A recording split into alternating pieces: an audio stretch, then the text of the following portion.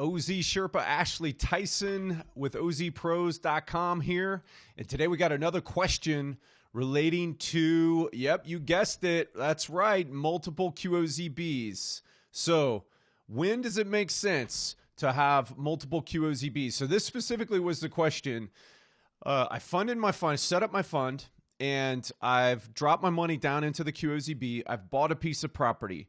Do I need to create a new QOZB, or can I buy it in the existing QOZB?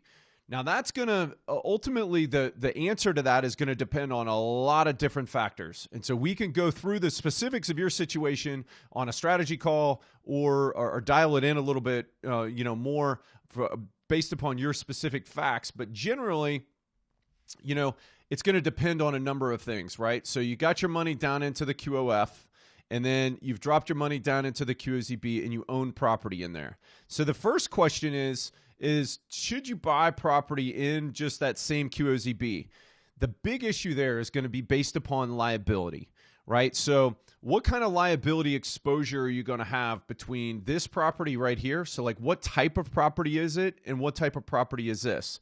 If this is like residential and this is some kind of hardcore commercial enterprise, I would say that you probably don't want to have those in the same QOZB, because if you were to have something that was on the commercial property go bad, right? So somebody gets blown up by the forklift that explodes, the propane on it explodes, then you don't want them to be able to come through and basically go up to the qualified opportunity zone business. And if they get a judgment against you for some kind of liability that happens out on that property, then to be able to go after all of the property that's owned by that QOZB. They wouldn't have to pierce the veil at all.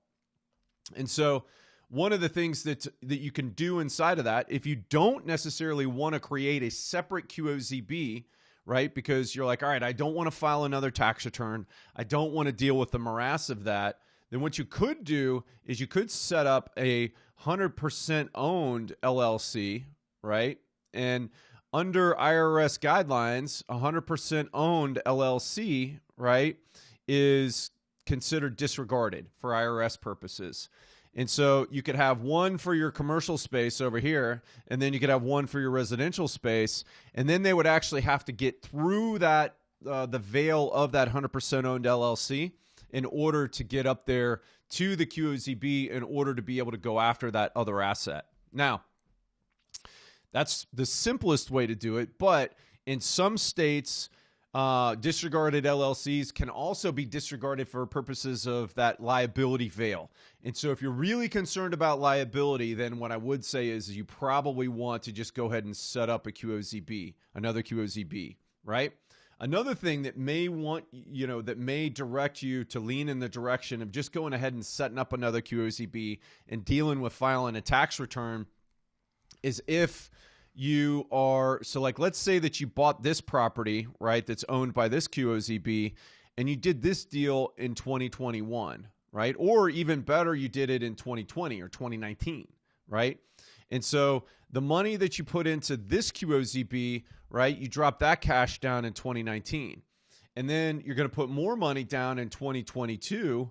And then you're going to put that money into, if you put it into the same QOZB, and then you bought property inside of that, it gets a little bit trickier to trace the money from this 2022 tranche to this specific piece of property because of that it's not going to be separated out into classes.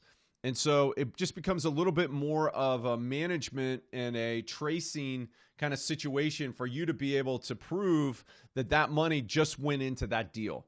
And so the way to make that really fairly easy is to have your cash that comes in 2022. The easiest thing would be to set up another QOF and another QOZB. But if you don't want to go that route, then you could take your 2022 money and you drop that down into a QOZB.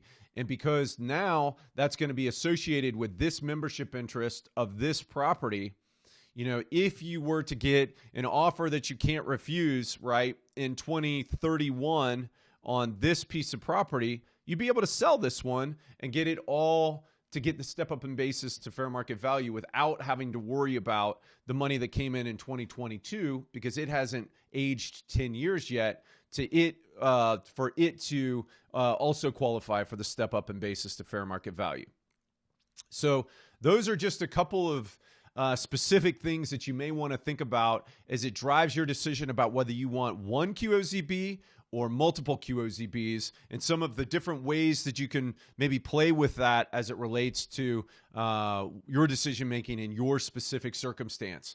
Like I said before, if you want to talk specifics about your situation, either set up a strategy call. You can go to OZPros.com to do that, or join our OZPros Compliance Bootcamp call, which is a standing call from 10 to 11:30 every Tuesday, and we answer questions just like this. So look forward to seeing you on a strategy call or in the OZPros Compliance Bootcamp.